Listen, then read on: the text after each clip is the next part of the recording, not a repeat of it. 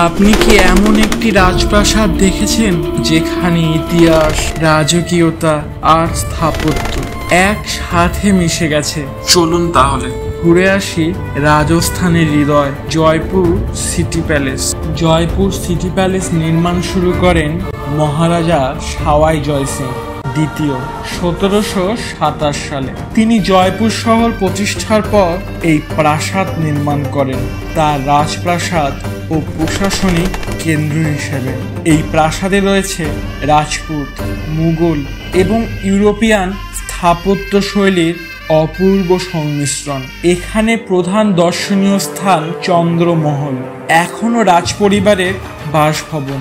ভিতরে রয়েছে রাজস্বিক আসবাব, শিল্প ও ঐতিহাসিক নিদর্শন। মুবারক মহল এক সময় অতিথিশালা ছিল, এখন একটি বস্ত্র জাদুঘর। পিতল দরওয়াজা, গোলাপি দরওয়াজা, প্রতিটি গেট আলাদা ঋতুকে চিহ্নিত করে। সিটি প্যালেসে রাজাদের অস্ত্র, পোশাক, ছবি ইত্যাদি সংরক্ষিত। প্রাসাদ জুড়ে মার্বেল, রঙিন পাথর আর সূক্ষ্ম নকশা ব্যবহৃত হয়েছে। রাজস্থানী ঝরোখা, মিনার, শোভাময় প্রাঙ্গণ সবকিছুই চোখ বাঁধানো। এটা কেবল রাজকীয়তা নয়, বরং এক ঐতিহাসিক শিল্প। এবার এখানে আপনি কিভাবে যাবেন? জয়পুর শহর কেন্দ্রেই city palace. Jaipur rail station বা বিমানবন্দর থেকে খুব সহজেই পাওয়া যায়।